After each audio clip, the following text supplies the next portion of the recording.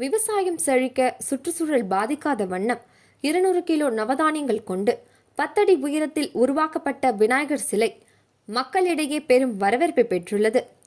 நாடு முழுவதும் விநாயகர் சதுர்த்தி விழா கோலாகலமாக கொண்டாடப்பட்டு வருகிறது. இந்நிலையில் கடந்த காலங்களில் ரசாயனங்கள் நிறைந்த விநாயகர் சிலைகள் அதிக அளவில் உருவாக்கப்பட்டு நீர்நிலைகளில் கரைக்கப்பட்டனர்.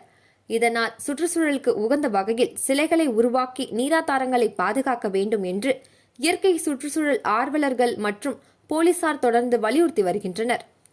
இந்நிலையில் விநாயகர் சதுர்த்தியை முன்னிட்டு விழுப்புரம் அருகே உள்ள காணையில் நவதானியங்களான கம்பு, கேழ்வரகு, பெரும்பயிறு, மொச்சை, துவரம்பருப்பு, பாதாம், மிளகு, ஏலக்காய், மக்காச்சோளம், கொண்டக்கடலை என 200 கிலோ நவதானியங்களை கொண்டு 10 அடியில் காகிதக்கூழ் விநாயகர் சிலை மீது 10 நாட்களாக ஒட்டி விநாயகர் சிலை செய்து விவசாயம் செழிக்க வேண்டும் என காணை கிராம மக்கள் விநாயகர் சதுர்த்தியை கோலாகலமாக மகிழ்ச்சியுடன் வழிபாடு செய்தனர்.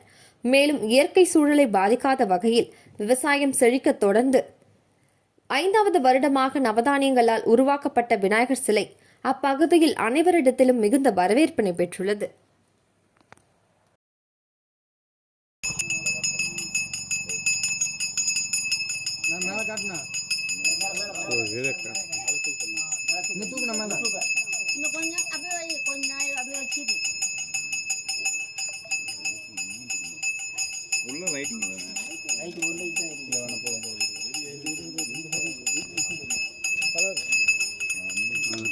போட்டோக்கு போதும், வீடியோக்கு வேணும் தானே. ஏன்னா நீங்க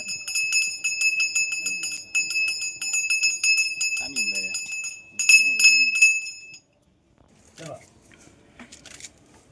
அதே சொன்னல